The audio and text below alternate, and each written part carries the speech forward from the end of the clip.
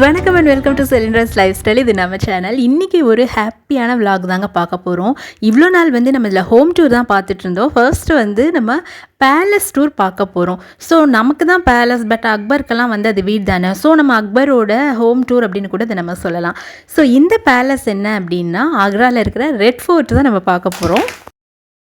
ஆக்ராவில் இருக்கிற சூப்பர்வான ஒரு கார்டனான மெதாப் பாக் நம்ம பார்த்தப்பவே இந்த வழி நான் உங்களுக்கு காமிச்சிருப்பேன், ஞாபகம் இருக்குன்னு நினைக்கிறேங்க.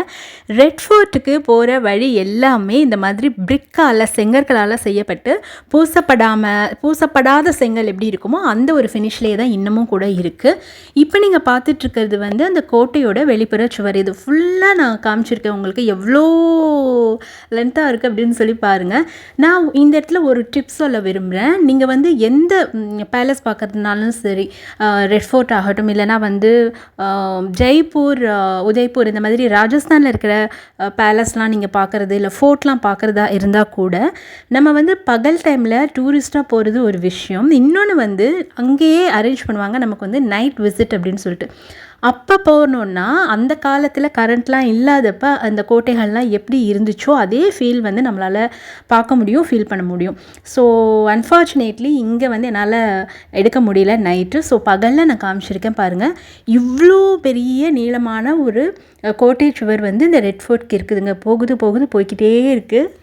நீங்கள் ராஜஸ்தான் போகிறீங்க அப்படின்னா ஜெய்ப்பூரில் நைட்டு இந்த ஃபோர்ட் விசிட்ஸ்க்கு ஆர்டிடிசியில் அரேஞ்ச் பண்ணுறாங்க. அதாவது நம்ம ஊரில் டிடிடிசி எப்படியோ அதே மாதிரி ராஜஸ்தான் டூரிசம் டெவலப்மெண்ட் போர்டில் உங்களுக்கு அங்கே அரேஞ்ச் பண்ணுவாங்க. ஓகே, இப்போ நம்ம ரெட் ஃபோர்ட் பற்றி பார்க்கலாம். இது முகலாய பேரரசர்களுடைய அரண்மனைங்க, அதாவது முகல் எம்பரர்ஸோட பேலஸ். இங்கே ரொம்ப குறிப்பிட்டு நம்ம சொல்ல வேண்டிய விஷயம் என்ன அப்படின்னா, ஹுமாயூன் நம்ம கேள்விப்பட்டிருப்போம். அவர் அந்த முகலாய பேரரசருக்கு இங்கே தான் பட்டம் அளிக்கப்பட்டது அப்படின்னு சொல்கிறாங்க. இங்கே தான் அவர் ராஜாவாக பதவியேற்றார். அதே மாதிரி அக்பர் 1565 இருந்து 1573, அதாவது 1565 1573 வருஷம் வரைக்கும் இப்போ நம்ம பார்க்குறோம் இல்லையா, இந்த ஆர்கிடெக்சரல் அமைப்புக்கு இப்போ இருக்கிற அமைப்பை அவர் கட்டி உருவாக்குனார். 1638 வரைக்கும், 1638 வருஷம் வரைக்கும், அதாவது ஆக்ராலேருந்து டெல்லிக்கு அவங்களோட கேபிட்டல் மாறின வரைக்கும், தலைநகரம் மாறின வரைக்குமே இங்கே தான் ஆட்சி செஞ்சுருக்காங்க. இதாங்க டிக்கெட் கவுண்டர். டிக்கெட் எடுத்தாச்சு, இப்போ உள்ள போகலாமா?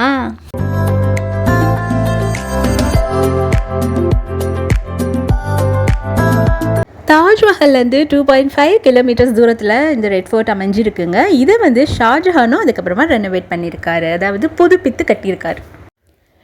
அது மாதிரி ஷாஜஹான் 1658 வருஷம் 1658 அவருடைய நோயிலிருந்து கொஞ்சம் ரெக்கவர் ஆனதுக்கப்புறம், குணமானதுக்கு அப்புறமா அவருடைய சொந்த மகனான அவுரங்கசீப்பை அவரை சிறையில் அடைச்சி வச்சுருந்தார் இந்த ரெட் ஃபோர்ட்டில் அப்படிங்கிறதுக்கான வரலாற்று குறிப்புகள் நம்ம நிறைய படிச்சிருப்போம். அப்படி இருக்கிறப்ப, இந்த ரெட் ஃபோர்ட்டில் ஷாஜஹான் சிறை பிடிக்கப்பட்டிருந்த சமயத்தில் தாஜ்மஹாலோட கட்டிட வேலைகள்லாம் ஒழுங்காக நடந்துட்டுருக்கா அப்படின்னு சூப்பர்வைஸ் பண்ணுற வேலையும் பண்ணிகிட்டு இருந்தார். அது இந்த இடத்துல இருக்கிற ஒரு பாயிண்டில் இருக்கிற விண்டோ வழியாக அவர் பார்த்தார்.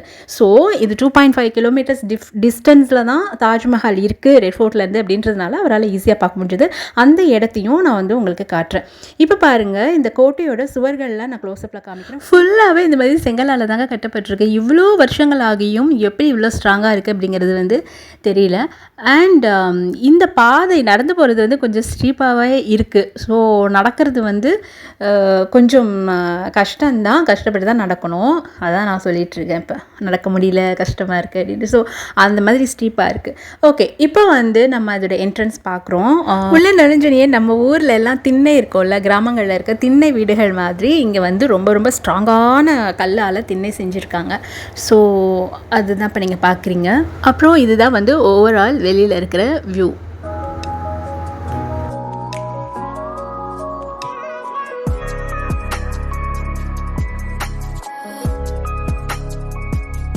எக்ஸாக்டாக தாஜ்மஹாலோட ஆர்கிடெக்சர் மாதிரி இது இல்லைங்க, நிறைய வித்தியாசம் இருக்குது. உங்களுக்கு பார்த்தாலே தெரியும். தாஜ்மஹால் முழுக்க முழுக்க மார்பிள்ஸ்னால் ஆயிருந்தது. இது அப்படி இல்லை. அப்புறம் இப்போ நீங்கள் பார்த்துட்ருக்கிறது ஃபுல்லாக வெளியிலேருந்து அந்த ரெட் ஃபோர்ட்டோட ஃபுல் அமைப்பு உங்களுக்கு நான் காட்டுறேன். ஆக்ராவில் இருக்கிற இந்த ரெட் ஃபோர்ட்டில் பாபர், ஹுமாயூன், அக்பர், ஜஹாங்கீர், ஷாஜஹான், அவுரங்கசீப் இவங்க எல்லாருமே வாழ்ந்திருக்கிறாங்க. இங்கே தான் ரொம்ப பெரிய நிதி கருவூலம், அதாவது பணம் வைக்கக்கூடிய இடமும் இருக்குது, நாணய தயாரிப்பிடமும் இங்கே இருந்திருக்கு.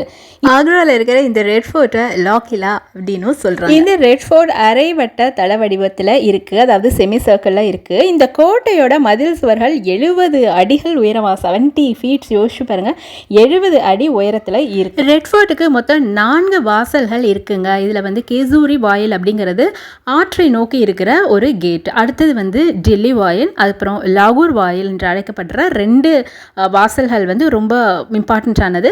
அதுக்கப்புறமா இந்த லாகூர் வாசலில் அமர் சிங் ராத்தோர் அவரோட பெயரை அடிப்படையாக வச்சு அமர் சிங் வாயில் அப்படின்னும் இதை வந்து சொல்கிறாங்க. இது முன்னால் அக்பர் வாயில் அப்படின்னு சொல்லி அழைச்சிருக்காங்க. பிரிட்டிஷ்காரங்க வந்து இந்த பெயரை அமர் சிங் வாசல் அப்படின்னு சொல்லி மாற்றிருக்காங்க. அப்புறமா மேற்கு பக்கத்தில் அந்த நகரத்தை நோக்கியில் டெல்லி வாயில் தான் ரொம்ப ரொம்ப பெரிய ஒரு வாசல். இது 1568 அக்பரோட ஆட்சி காலத்தில் கட்டப்பட்டது. இந்த வாசல்கள்லாம் ஒயிட் மார்பிள்ஸ், வெள்ளை சலவை கல்லால் வேலைப்பாடுகள் செஞ்சுருக்காங்க. இந்த ரெட் ஃபோர்ட்டோட கட்டட வேலைப்பாடுகளாகட்டும், இதோட ஃபுல்லான அந்த ஆர்கிடெக்சரல் அமைப்பில் இருக்கிற இந்த அழகான வேலைப்பாடுகள்னு சொல்லுவாங்கள்ல, இது எல்லாமே முகல் பேரரசர்களுடைய செல்வ செழிப்பை காட்டுது. இப்போ நீங்கள் பார்த்துட்ருக்கிறது வந்து ரொம்ப முக்கியமான இடங்க. இது வந்து அரசவை அப்படின்னு சொல்லலாம். அதாவது ராஜாலாம் இங்கே உட்காந்து கட்ட பஞ்சாயத்து பண்ணுற இடம், நம்ம ஊர் பாஷையில் சொல்லணும்னா. இங்கே இருந்து பார்த்தீங்கன்னா மேலே வந்து ஒரு ஜன்னல் தெரியுது இல்லையா, அந்த ஜன்னல் வழியாக தான் ராணிங்கெல்லாம் பார்ப்பாங்களாம் இங்கே என்ன நடக்குது அப்படின்னு சொல்லிட்டு கீழே வர மாட்டாங்களாம். ஸோ இந்த அமைச்சரவை கூட்டம் நடக்கிற இந்த இடத்த இப்போ நான் உங்களுக்கு க்ளோஸ்அப்பில் காட்டுறேன்.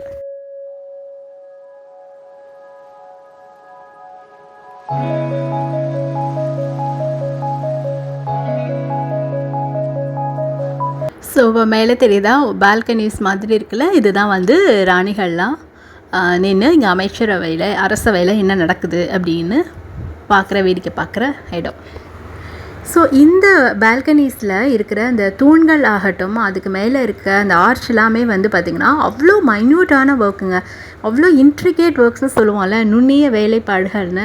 ஸோ அவ்வளோ அழகாக அவ்வளோ டீட்டெயில்டாக ஒர்க் பண்ணியிருக்காங்க. எவ்வளோ வருஷங்கள் அதுக்கு ஆகிருக்கும் ஒவ்வொரு வேலைக்குமே யோசிச்சே பார்க்க முடியல. ஸோ இது கேமராவில் வந்து இவ்வளோ தான் கேப்சர் பண்ண முடிஞ்சுது. நேரில் வந்து இன்னுமே வந்து ரொம்ப ரொம்ப அழகாகவும், அழகுன்னு சொல்கிறத விட பிரமிக்கத்தக்க விதத்தில் இருந்தது. அரசவை கூட்டம் நடக்கிற இடத்துக்கு நேர் மேலே இருந்த இந்த பால்கனிஸ் தவிர இந்த மாதிரி நிறைய சின்ன சின்ன விண்டோஸும் இருந்ததுங்க. இந்த விண்டோஸுமே வந்து பார்த்திங்கன்னா நம்ம வந்து ராஜஸ்தான் ஆர்கிடெக்சர் அங்கே இருக்கிற அரண்மனைகள்லாம் இருக்கிற அதே மாதிரி தான். இது எதுக்காகனா படி ஏறி நம்ம மேலே போகிறப்ப காற்றோட்டத்துக்காகவும் அதுக்கப்புறம் வெளியில் என்ன நடக்குது அப்படிங்கிறத பார்க்குறதுக்காகவும், இந்த 2 பர்பஸ்க்காகவுமே இந்த மாதிரி ஜன்னல்கள் வந்து வச்சுருப்பாங்க. ஆக்சுவலாக வந்து அது படி இருக்கிற இடத்துலையே இருக்கும். ஸோ அதே மாதிரி தான் இங்கே இருந்தது. இப்போ நீங்கள் பார்க்குறது எல்லாமே வந்து பார்த்திங்கன்னா வால்ஸில், சுவரில் வச்சுருக்கிற கற்கள்.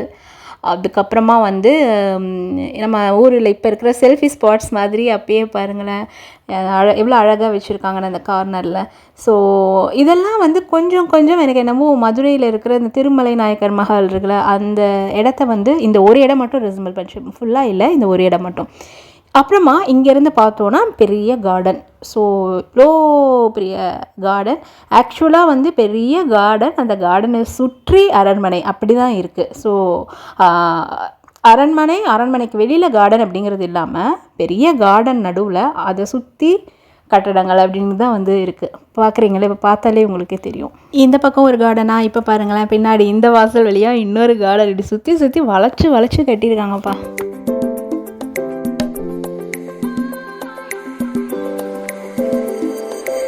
பெரிய ரூம்ஸ் மட்டும் இல்லாமல் இப்போ பார்த்தீங்களா இந்த வாலில் சுவரில் மேலே, அதாவது ரூஃப்க்கு கீழேயே வந்து பார்த்திங்கன்னா அங்கே கூட ஒர்க் பண்ணியிருக்காங்க.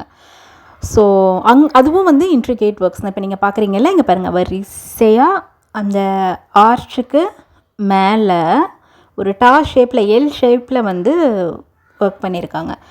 அரசர்களோட ஹோம் டூர் பார்த்துட்ருக்கோம். இப்போ நீங்கள் பார்க்க போகிறது முக்கியமான இடங்க, ராஜாக்கள்லாம் வந்து குளித்த இடம் இதுதான். ஸோ இது வந்து பார்த்திங்கன்னா ஒரு பெரிய ஸ்விம்மிங் பூல் மாதிரி இருக்குது. இதுவும் வந்து மார்பிள்ஸில் தான், ஒயிட் மார்பிளில் தான் பண்ணியிருக்காங்க. இங்கே வந்து தண்ணி ஃபுல்லாக அதில் நிரப்பி அதில் வந்து பர்ஃப்யூம்டு வாட்டர், ஓகே, நறுமண திரவியங்கள் எல்லாமே கலக்கப்பட்ட தண்ணி அதில் ஊற்றி அரசர்கள்லாம் வந்து குளிப்பாங்களாம். 4 பக்கம் அது குளித்ததுக்கப்புறமா அந்த தண்ணியெல்லாம் எடுத்து விடுறதுக்கு நம்ம பாத்டப்பில் எப்படி ஒரு குட்டியாக ஒரு ஹோல் இருக்குமோ அந்த மாதிரி ஒரு வே இருக்கும் தண்ணி போகிறதுக்கு அப்படின்னு சொன்னாங்க. இப்போ பார்த்துட்ருக்கிற இந்த சுவர்களில் இப்போ பார்த்திங்கன்னா தாஜ்மஹலில் வந்து டைல்ஸ் வச்சு ஒர்க் பண்ணியிருந்தாங்க இல்லையா, இங்கே வந்து அப்படி இல்லை. இது இந்த மார்பிள்லே என்ன மார்பிளில் கட்டியிருக்கிறாங்களோ அதே மார்பிள்லே வந்து காவிங் பண்ணியிருக்காங்க. ஸோ நம்ம எம்போசிங் ஒர்க்னு சொல்லுவோம்ல, அதாவது தரைமட்டத்திலேருந்து கொஞ்சம் எம்போஸ் ஆகி இருக்கிற வேலைப்பாடுகள்னு சொல்லுவோம்ல, அது வந்து செஞ்சுருக்காங்க. ஸோ இது தனி டைல்ஸ் கிடையாது, அதே மார்பிள் தான். அதே மாதிரி பார்த்திங்கன்னா இந்த சைடில் இருக்கிற இந்த செமி சர்க்கிளாக ஒரு மாதிரி ஸ்ப்ரிங் மாதிரி வளைவாக இருக்கிறதும் வந்து அந்த மார்பிள்லையே வந்து செதுக்கியிருக்காங்க, தனியாக செஞ்சு ஒட்ட வைக்கல, ஒரே மார்பிள்லையே செதுக்கியிருக்காங்க. எம்போஸ் ஆக இருக்குது அப்படின்னா தரையிலேருந்து கொஞ்சம் மேல் எழும்பி இருக்கிற டிசைன்ஸ் அப்படின்னு அர்த்தம். ஸோ அந்த மாதிரி தான் இது ஃபுல்லாக பண்ணியிருக்காங்க. இப்போ பார்த்திங்கன்னா இந்த வெளியில் வந்து அந்த வால்ஸ் பாருங்களேன், அந்த சுவர்களில் என்னென்ன மாதிரி குட்டி குட்டியான ஒர்க் பண்ணியிருக்காங்க அப்படிங்கிறத நான் க்ளோஸ்அப்பில் காமிக்கிறேன். அதே மாதிரி மாடியும் கீழே இருக்கிற ஃபர்ஸ்ட் ஃப்ளோரையும் கிரவுண்ட் ஃப்ளோரையும் ஃபர்ஸ்ட் ஃப்ளோரையும் வந்து பிரிக்கிற இடத்துலையும் ஃபுல்லாகவே வந்து ஒரு எல் ஷேப்பில் ஒரு ஒர்க் பண்ணியிருக்காங்க வரிசையாக. ஸோ வால்ஸோட க்ளோஸ்அப் ஷாட் இப்போ நீங்கள் பாருங்கள். இது வந்து மேலே ரூஃப்ங்க, ரூஃபையும் விட்டு வைக்கல. ரூஃப் ஃபுல்லாகவுமே வந்து எந்த ரூஃபுமே இங்கே வந்து ப்ளைனாக இல்லை, எல்லாத்துலேயுமே வந்து இப்படி டிசைன் பண்ணியிருக்காங்க. எப்படி பண்ணாங்கன்னே யோசிச்சு பார்க்க முடியல. இப்போ நீங்கள் பார்க்க போகிறது தான் நான் சொன்ன அந்த முக்கியமான ஜன்னல். ஸோ இந்த விண்டோலேருந்து பார்த்திங்கன்னா உங்களுக்கு தாஜ்மஹால் தெரியும் பாருங்களேன்.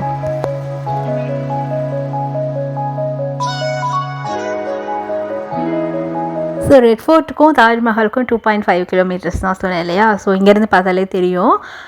அண்ட் அந்த காலத்தில் வந்து இன்னுமே கட்டிடங்கள்லாம் இடையில இல்லாமல் இருந்திருக்கும், இன்னுமே வந்து ஈஸியாக தெரிஞ்சிருக்கும்.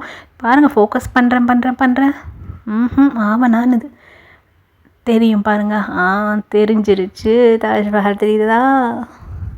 இங்கே தாங்க இந்த விண்டோவில் இருந்து தான் ஷாஜஹான் வந்து பார்ப்பாராம் அங்கே வேலையெல்லாம் ஒழுங்காக நடந்துகிட்ருக்கா அப்படின்னு. நான் ஃபஸ்ட்டே சொன்னேன்ல, ஸோ அவரோட மகனான அவுரங்கசீப் வந்து ஷாஜஹானை சிறைப்பிடிச்சு ரெட் ஃபோர்ட்டில் வச்சுருக்கிறப்ப அவர் இந்த இடத்துல இருந்து தான் சூப்பர்வைஸ் பண்ணார் அப்படின்னு வரலாற்றில் பதிவு செஞ்சுருக்காங்க.